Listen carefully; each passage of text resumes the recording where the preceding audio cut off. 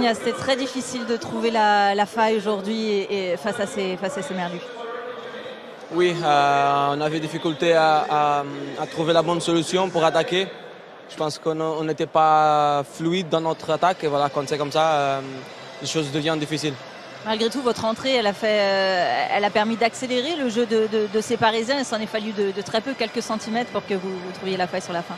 Oui, les joueurs qui ont entré, ils ont essayé de faire quelque chose de différent, de mettre plus de vitesse dans le ballon, de créer de nouveaux espaces, d'avoir un peu plus de tranquillité avec le ballon et de faire tourner un peu. On a réussi à marquer après dans une désattention, on peut dire ça. Ils ont réussi à marquer et on n'a pas réussi à remarquer. Merci beaucoup. Merci. Sont les buteurs. Il a le goût de la victoire, ce match nul ce soir. Exactement, ils ne savaient pas que c'était impossible, alors ils l'ont fait. Donc forcément, c'est un gros exploit pour les Lorientais ce soir et on le voit sur le visage de tout le monde. Hein.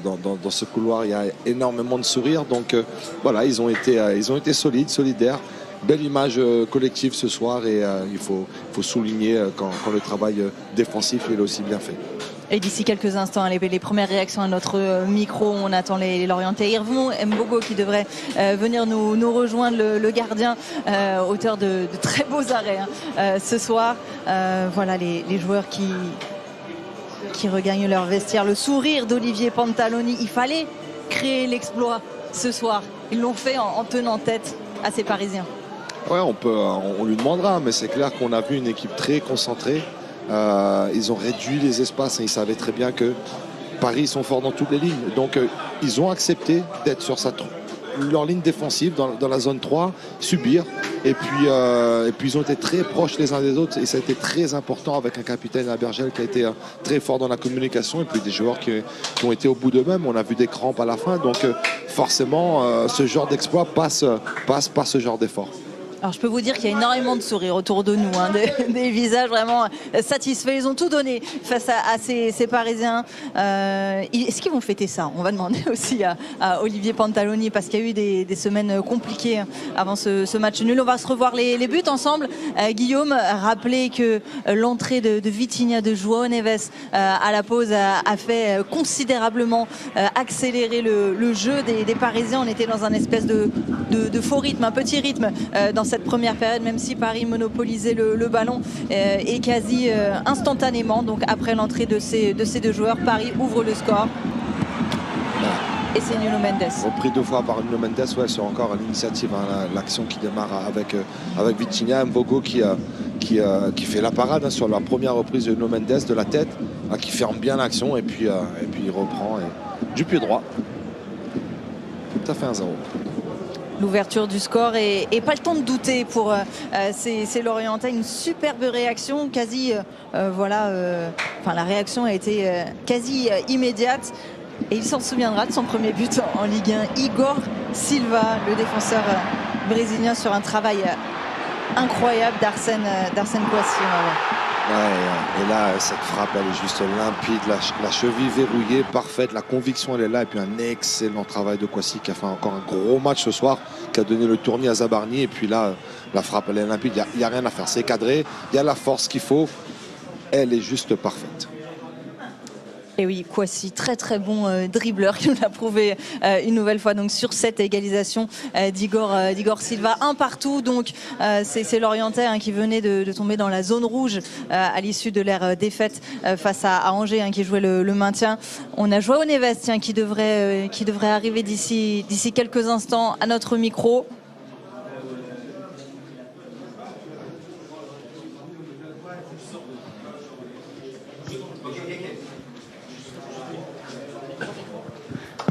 On y va, merci beaucoup. On va vous équiper rapidement. Non, on l'équipe pas, on n'a pas le temps. Allez, on y va. On avance. 1 partout donc face à ces Lorientais. Qu'est-ce que ça a été difficile ce soir de trouver la faille? Bonjour, je vais essayer en français. Ouais, c'était très difficile, c'est une bonne équipe. On a fait tout pour gagner comme on fait toujours. Mais aujourd'hui, c'était pas possible. Mais on continue comme ça.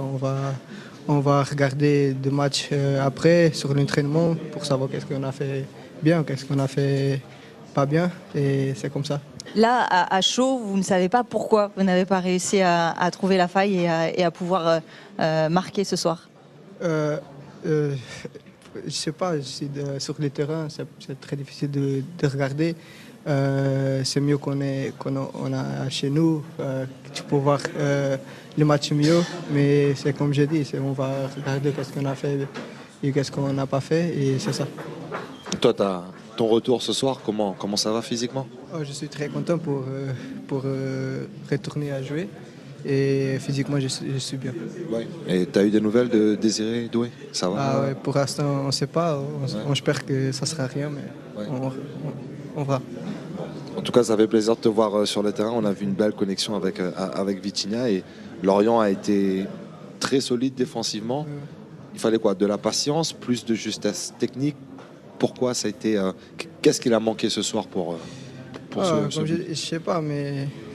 Ils ont été très bien, ils ont bien défendu notre attaque et l'agressivité de haut, c'était incroyable. C'est toujours très difficile de jouer contre ce type d'équipe qui défend beaucoup et bat. Mais c'est comme ça, c'est notre manière de jouer et on va continuer comme ça. Merci. Merci beaucoup d'être venu vous exprimer. Super le français. L'avantage, ouais, super, bravo pour le français.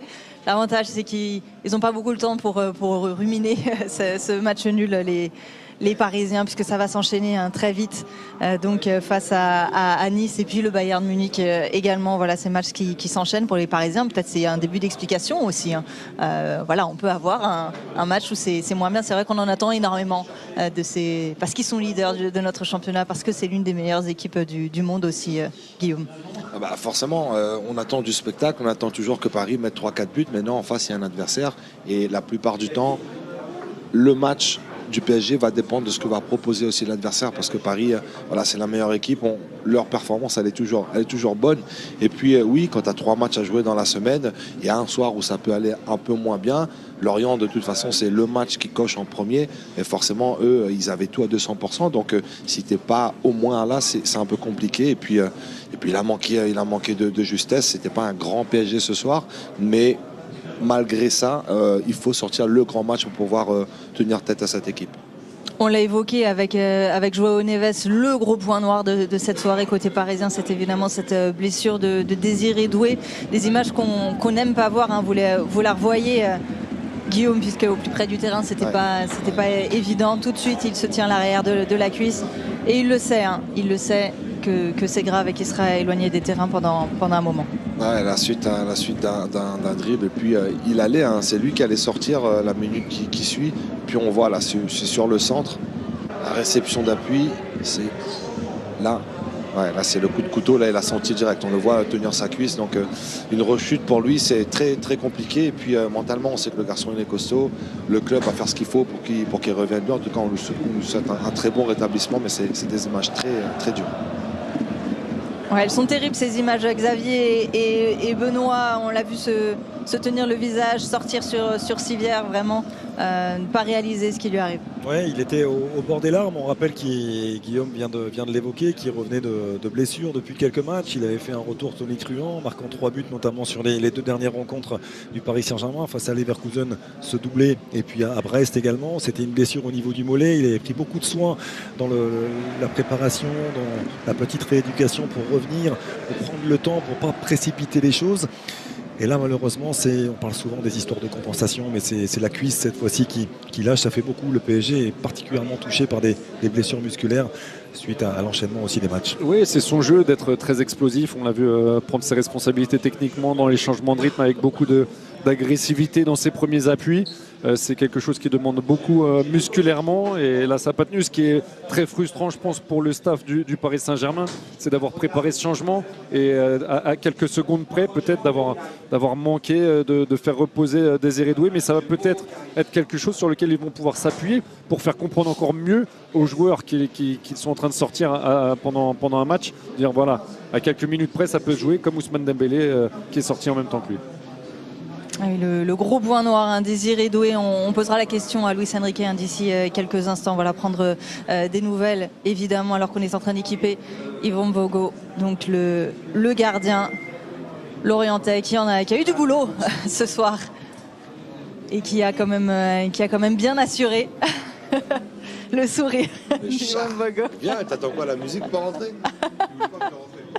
Mais si, mais vous avez tous les droits, vous rentrez quand vous voulez. Bonjour, vous allez bien? Ça va et vous? Ça va, merci. Le sourire. Hop, allez, hop, on utilise le micro. Bah oui, on parle à... Le seul joueur de foot qui sent autant le parfum. Il sent très bon, que moi. c'est vrai, c'est vrai. Il vient de Vous faire un ne match, pouvez hein. pas le savoir, évidemment, vous qui êtes chez vous, mais effectivement, vous sentez très bon. Merci, c'est gentil, c'est gentil. Félicitations. Il n'y a pas la victoire, mais est-ce qu'il a un goût de victoire quand même? Est-ce qu'il a un goût de victoire quand même, ce match nul? Oui, bien sûr, parce qu'aujourd'hui, on a affronté la meilleure équipe d'Europe, voire du monde. Et voilà, on s'était dit qu'il fallait avoir vraiment de très très bonnes performances d'abord individuelles pour pouvoir espérer un résultat face à cette très très belle équipe. Ce qui était le cas aujourd'hui, et je tiens vraiment à remercier mes coéquipiers, parce que c'est eux qui ont vraiment fait la plus grosse partie du boulot. Ils ont couru partout, ils sont démenés. Et moi derrière qui ai fait les arrêts qu'il fallait au bon moment. Donc voilà, un très très gros point pour nous aujourd'hui et j'espère que ça va continuer comme ça. En tout cas, moi, je tenais à te féliciter pour ton jeu au pied parce que tu as énormément progressé et tu as pris des risques aussi ce soir. C'est ce que te demande ton coach? C'est ce que me demande mon coach et moi je suis un gardien qui... Excusez-moi.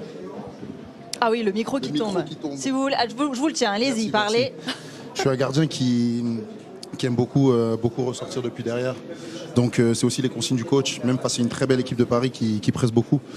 Donc voilà, c'était les consignes, essayer de sortir et de casser cette première ligne pour pouvoir attaquer la profondeur. C'est ce qu'on a su faire, je pense, pendant 2-3 séquences. On a pu se créer des occasions. Voilà, tu me connais, j'adore ce jeu qui repart depuis derrière. Je suis pas un gardien qui balance devant, je joue les deuxièmes ballons. Donc voilà, ça me dit parfaitement aujourd'hui. Et à la fin, je t'ai vu demander au coach, il reste combien? C'était chaud? Interminable dernière seconde. Hein. Franchement, je l'ai regardé, j'ai dit mes coachs, s'il vous plaît, j'espère qu'il ne reste plus qu'une ou 2 minutes parce que c'était étouffant à la fin parce que Paris, voilà, comme je l'ai dit, sûrement la meilleure équipe du monde. Voilà, ils ont mis tous les ingrédients ce soir pour gagner, mais comme j'ai dit, on a été vaillants, combatifs et je suis content d'avoir pu aider mon équipe. Merci Yvon. Merci. Hop là, je vous le rends, je vous laisse vous déséquiper. Une nouvelle fois, félicitations. Merci beaucoup. Et donc apparemment, la reste sera sur Instagram, il nous a dit Guillaume. Donc, on attend de voir ça avec impatience. On verra. Merci beaucoup. Merci à vous, au revoir. Et on enchaîne parce que Luis Enrique est prêt également d'avoir le ressenti du coach parisien. C'était dur ce soir. Comment ça va? Merci. Merci. Peut-être on a d'abord envie de prendre des nouvelles de Désiré Doué avec vous. Je ne sais pas. Vous ne savez pas, vous n'avez pas le docteur, pu lui parler. Mais ce n'est pas une bonne nouvelle. C'était dur de voir les images, de voir sa sortie. Je n'ai pas vu. C'est à l'autre côté de la pelouse, je n'ai vu l'action. Votre analyse de cette rencontre, pourquoi ils vous ont posé tant de problèmes? C'est facile. Je pense qu'on a fait un mauvais match, un très mauvais premier mi-temps. On n'a pas créé de chances d'occasion. L'adversaire, Lorient, a très bien défendu et ça a été difficile. Je pense que la deuxième mi-temps, on a amélioré un petit peu, mais encore, je pense qu'on peut jouer 90 minutes de plus et on n'a pas de score. Aujourd'hui, ça a été difficile. L'entrée de Vitinha et de Neves, c'est ce qui vous a fait du bien dans cette seconde période. Vous êtes reparti très, très fort. Un petit mien, mais je pense qu'on a manqué de la lucidité et on n'a pas créé de chances. Et c'est difficile de gagner un match à l'extérieur comme ça. Et coach, Lorient a joué très très bas ce soir. Vous, qu'est-ce que vous avez demandé à vos joueurs?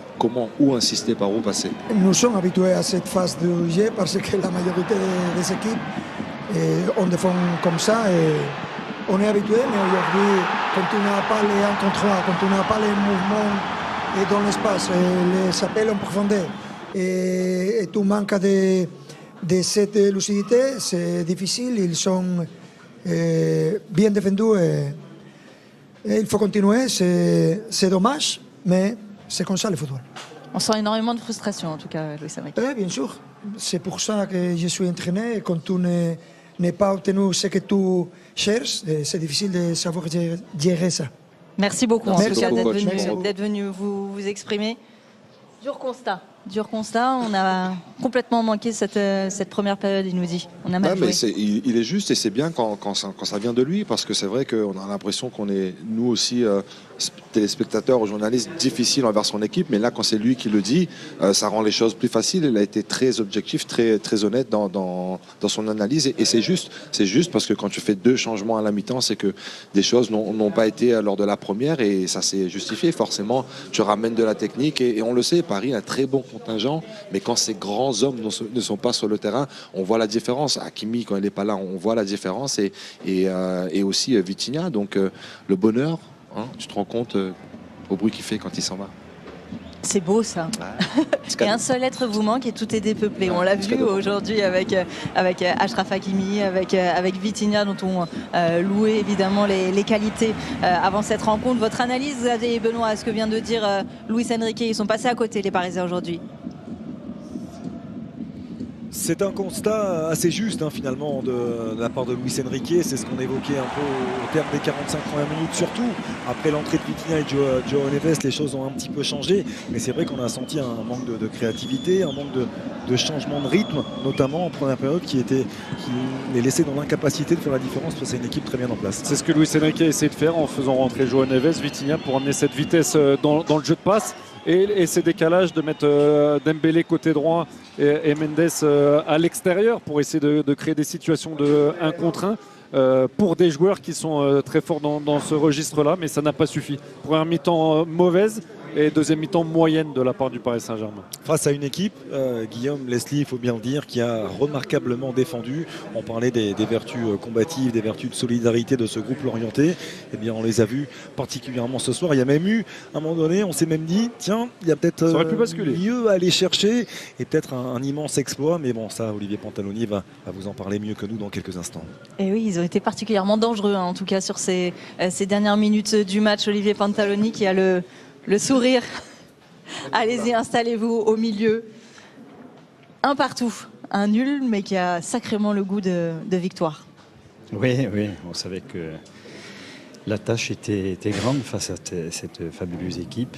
Le plan de jeu a fonctionné. On avait décidé de les attendre, d'avoir un bloc très bas, d'être très dense à l'intérieur. Et après, comme je l'avais dit, il fallait faire énormément d'efforts et les joueurs les ont fait. Voilà, je pense que c'est une belle récompense par rapport à ce qu'ils ont produit. Du courage, de la solidarité, il faut se servir de ce match-là pour avancer. Oui, tout à fait. On est un petit peu dans la continuité des matchs qu'on a fait dernièrement face à Brest. Quand on a été mené à quelques minutes de la fin et qu'on a trouvé les ressources pour revenir.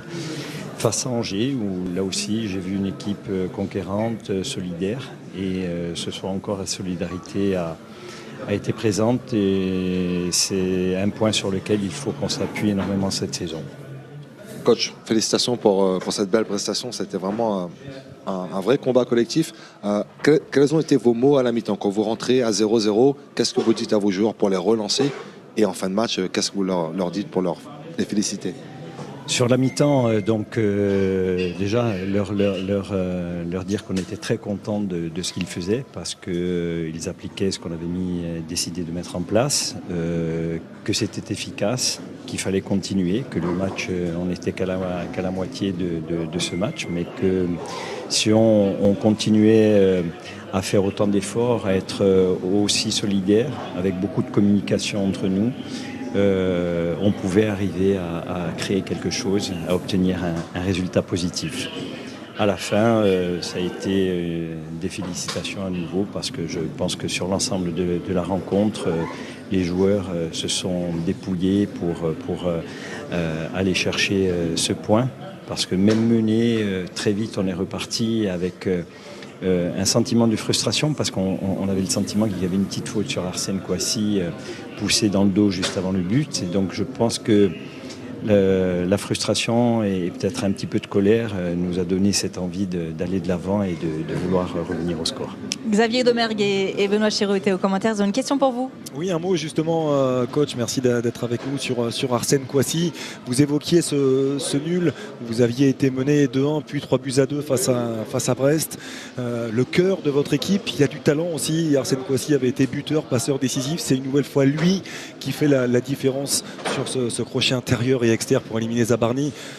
On a le sentiment que c'est un joueur qui n'a pas fini de nous surprendre. Non, c'est vrai. Moi, je l'ai connu il y a quelque temps à Ajaccio. Il faisait ses classes avec l'équipe réserve, puis après il était monté avec nous.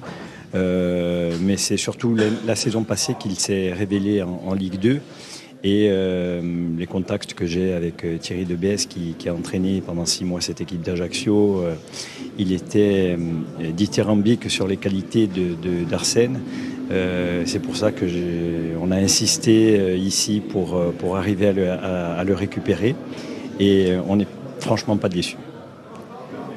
Une petite scène, coach, que j'ai particulièrement appréciée lors de la sortie de Pagis. La petite tape derrière la tête et le petit sourire, c'était pour lui dire quoi? C'était dur, mais tu l'as fait? C'est pas le genre de match qu'il affectionne.